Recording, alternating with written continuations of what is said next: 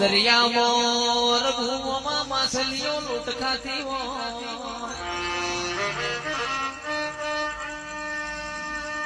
કે નવીન ભાઈ હું દરિયો નાવો મગડી નો એડો બલાડું ખાઈ જાય કોયલ નો એડો મેલા નાગજી કાગડો પૂરી ખા મુશિકોતર દરિયો નાવો સંજય ભાઈ નિલેશ ભાઈ આપણો ઉભો ધોન આખલા ચરી જા હું તો